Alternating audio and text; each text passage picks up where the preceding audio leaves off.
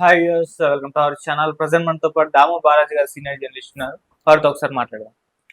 Sir నమస్కారం. Sir sir అఖండ 1, 2 రెండు వచ్చేసాయి. ఇప్పుడు అఖండ 3 కూడా ఉంటుంది అని చెప్పేసి స్పెక్యులేషన్ న్యూస్ అయితే సోషల్ మీడియాలో ఫుల్ గా వైరల్ అవుతుంది సార్. మరి అఖండ 3 ఉంటే అది ఎలా ఉంటుంది, ఏం టైటిల్ పెట్టబోతున్నారు? సో హింట్ ఇచ్చారు అఖండ 2లోనే అని చెప్తున్నారు.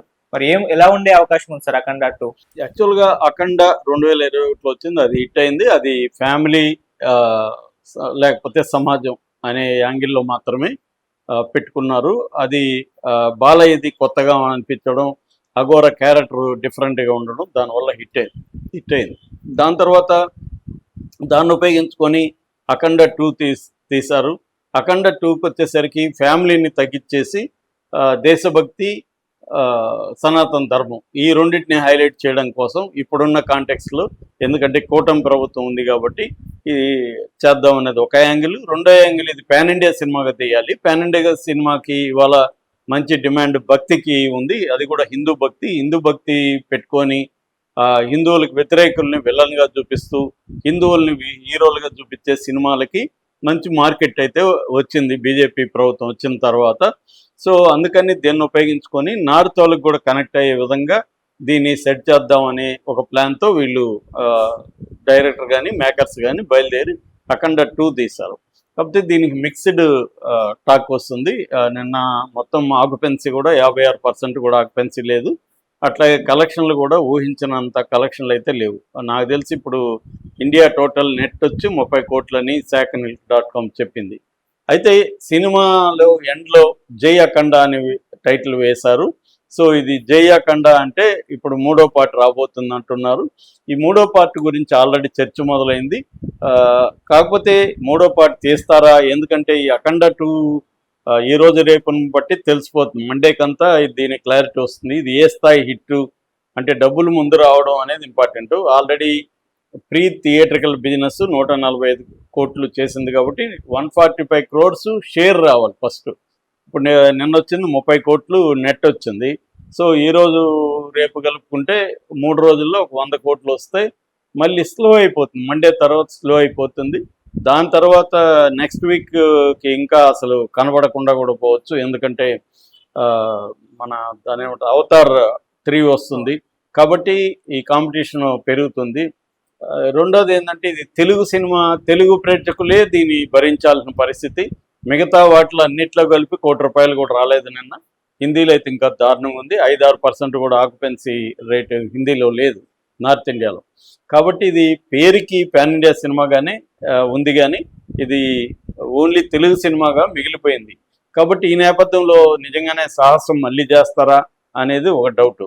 కాకపోతే ఇప్పుడు అఖండ 3 దాంట్లోనే సినిమాలోనే చెప్పారు కాబట్టి ఎలా ఉండబోతుంది అన్న చర్చలు అయితే జరిగాయి. అఖండ 3 స్టోరీ ఎలా ఉండబోతుంది, ఇప్పుడు విలన్గా ఎవరిని పెట్టబోతున్నారు, ఎటువంటి దీంట్లో ఉన్న లోపాలు, ఇప్పుడు జనం అంతా మనలాంటి వాళ్ళు దీని మీద రివ్యూలు ఇచ్చాం కాబట్టి అవన్నీ చూసి నెక్స్ట్ వచ్చే సినిమాని ఇంకా పకడ్బందీగా ఎలా తీయాలని ప్లాన్ చేస్తున్నారు అనేది మనం చూస్తే నెక్స్ట్ ఖచ్చితంగా చైనాని అయితే విలన్గా పెట్టరు నాకు తెలిసి. ఎందుకంటే చైనా విలన్గా పెట్టడం అనేది వీకెస్ట్ పాయింట్ ఈ సినిమాలో. అది అసలు వర్కౌటే కాలేదు. ఎందుకంటే ఎవరు కూడా చైనాని విలన్గా మనం జనాలు కూడా ఇక్కడ ఎవరు చూడరు. ఇండియన్ గవర్నమెంట్ కూడా ఈ మధ్యకాలంలో అమెరికా మనల్ని ఇబ్బంది పెడుతుంది కాబట్టి చైనాతో స్నేహం మరింత పెరిగింది. మోడీ అక్కడికి వెళ్ళి రావడం అవన్నీ చూసాం మనం. చైనాకి మనకు సంబంధాలు పెరిగాయి. నిజానికి చైనా విలన్గా మనం చిత్రీకరిస్తే అది కామెడీ అయిపోతుంది. సో అందుకని వాళ్ళు కూడా చైనా ప్రభుత్వాన్ని విలన్గా చెప్పకుండా జనరల్ అని చెప్పారు. అదంతా కూడా వర్కౌట్ అవ్వలేదు.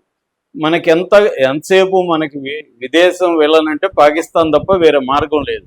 సో వేరే ఏ దేశాన్ని విలన్గా చూపించి సినిమాలు తీసినా కూడా వర్కౌట్ అయ్యే పరిస్థితి లేవు. ఒకప్పుడంటే విదేశీ హస్తం అనేవాళ్ళు జనరల్గా. ఇందిరాగాంధీ పీరియడ్లో విదేశీ హస్తం అని ఉండేది. ఎవరు విదేశాలు వచ్చి స్మగ్లర్లు అట్లా ఉండేవి. కానీ ఒక దేశాన్ని విలన్గా చూపించడం అనేది మనకు పాకిస్తాన్తోనే మొదలైంది, పాకిస్తాన్తోనే కంటిన్యూ అవుతుంది. చైనానో లేకపోతే అమెరికానో ఇంకో దేశాన్ని విలన్గా చూపించి మన దేశం వాళ్ళతో ఒకడెవడో పోయి ఎదుర్కొన్నాడంటే అసలు బిలీవబిలిటీ ఉండదు. చాలామంది ఏంటంటే మీకు హాలీవుడ్ సినిమాలో లాజికల్ ఉన్నాయా, దీన్ని మాత్రం ఎందుకు మీరు లాజికల్ అడుగుతున్నారు అని ఆల్రెడీ మీమ్స్ స్టార్ట్ అయినాయి. వాళ్ళకి అర్థం కావాల్సింది ఏంటంటే లాజిక్ వేరు, బిలీవబిలిటీ వేరు. లాజికల్ హాలీవుడ్ సినిమాల్లో కూడా ఉండవు. అసలు ఏ సినిమాలో కూడా కంప్లీట్ లాజికల్ అనేవి ఏమి ఉండవు. ఎందుకంటే ఎమోషనల్గా వర్క్ చేసేటప్పుడు లాజికల్ అవసరం లేదు. అట్లాగే నీకు థ్రిల్ క్రియేట్ చేయాల్సి వచ్చినప్పుడు లాజిక్ అవసరం లేదు. కానీ స్టోరీ వరల్డ్ అంటారు, ఆ స్టోరీ ప్రపంచాన్ని నిర్మించి ఒక బిలీవబిలిటీని క్రియేట్ చేయాలి. అది మిస్ అయింది ఈ సినిమాలో. హాలీవుడ్ సినిమాలో లాజిక్ లేకపోయినా ఆ బిలీవబిలిటీని క్రియేట్ చేస్తాడు, ఆ స్టోరీ ప్రపంచంలోకి మనల్ని తీసుకెళ్తాడు. కాబట్టి మనం లాజికల్ వెతకం అక్కడ.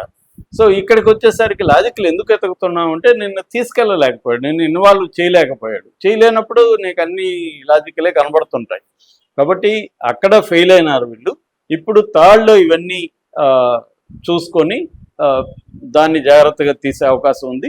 పాకిస్తాన్ని విలన్గా చేస్తేనే వర్కౌట్ అవుతుంది అన్న దీంతో ఈసారి ఎందుకంటే హిందూ ముస్లిం అనేది కూడా యాంగిల్ వస్తుంది. హిందూ మామూలుగా అయితే చైనా వాళ్ళు భక్తిని దెబ్బ కొట్టాలి, హిందువుని దెబ్బ కొట్టాలని వాళ్ళు అనుకోరు. అసలు వాళ్ళకి అనవసరం అది. వాళ్ళకి ఇండియా ఒక మార్కెట్ తప్ప అంతకంటే ఏం లేదు. ఇండియాని ఆక్యుపై చేసుకోవాలనో, ఇండియాని అస్థిరపరచాలనో, ఇండియాలో టెర్రరిజాన్ని ప్రోత్సహించాలనో చైనా అనుకోదు. ఎందుకంటే చైనా గూడ్స్ అంతా మనకి డంప్ చేస్తాం తక్కువ రేట్లకు. మన చైనా వస్తువులు, ఫోన్లు అన్ని చైనా గూడ్స్ ఉన్నాయి మనకి. అలాంటప్పుడు వాళ్ళకెందుకు ఈ దేశాన్ని అస్థిరపరచడం వల్ల వాళ్ళకి వచ్చేది ఏముంది? కాబట్టి ఇది పాకిస్తానే కరెక్ట్ అనమాట విలన్గా. సో నెక్స్ట్ అఖండ 3లో పాకిస్తాన్ విలన్గా ఉండి, పాకిస్తాన్ మన దేశంలో టెర్రరిస్ట్ యాక్టివిటీని అఖండ అనే ఈ క్యారెక్టరు ఎలా, బాలకృష్ణ క్యారెక్టర్ దాన్ని ఎలా ఎదుర్కొనింది అనేది ప్రధానంగా ఉంటుంది. అట్లాగే ఫ్యామిలీకి సంబంధించి అమ్మ సెంటిమెంట్ ఉంది, అమ్మ అయిపోయింది. దీంట్లో ఇంకో సెంటిమెంట్ కావాలంటే ఇంకా పాప ఉంది తప్ప ఇంకేమీ లేదు అక్కడ. సెంటిమెంటల్కి అయితే ఏం వదలలేదు. అట్లాగే నేత్ర క్యారెక్టరు అదంతా కూడా ఈ సినిమాకి సూట్ కాలేదు. అదంతా అసలు సపరేట్గా ఉంది. ఇది కూడా బిలీవబుల్గా లేదు. అతని పెర్ఫార్మెన్స్ కూడా గొప్పగా లేదు. గొప్పగా లేదంటే అతని క్యారెక్టరే గొప్పగా లేదు. కాబట్టి అదంతా కూడా వర్కౌట్ అవ్వలేదు. అదంతా కూడా డీవియేషన్ లాగా ఉంది, అనవసరమైన మెయిన్ ప్లాట్కి డీవియేషన్ లాగా.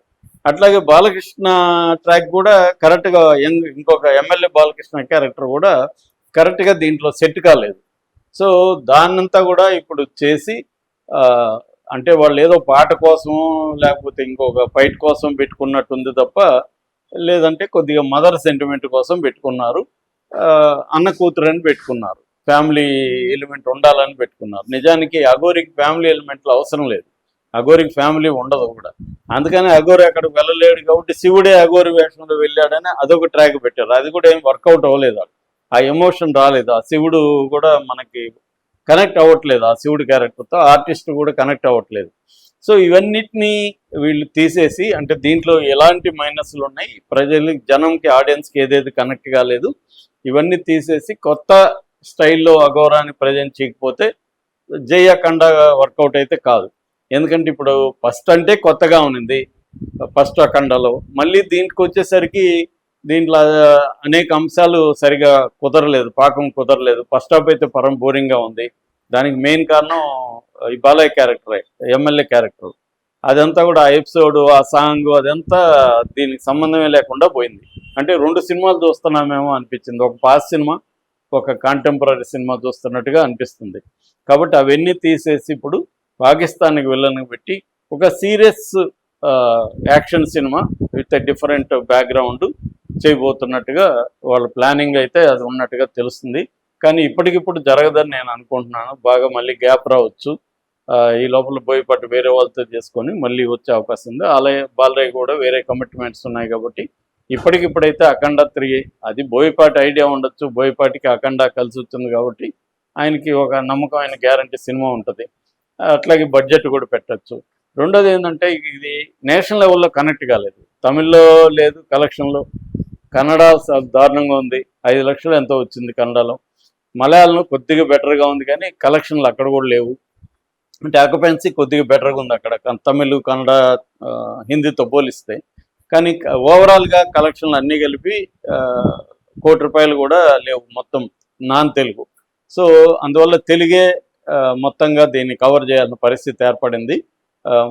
కాబట్టి నేను అనుకోవడం అఖండ 3 ఇవన్నీ దృష్టిలో పెట్టుకొని చేస్తే ట్రూగా పాన్ ఇండియా సినిమా, ఈ లోపాలన్నింటినీ తీసేసి పాన్ ఇండియా సినిమాగా చేసే అవకాశం అయితే ఉంది. కాకపోతే ఇమీడియట్గా చెక్కిపోవచ్చు. Okay sir, thank you so much.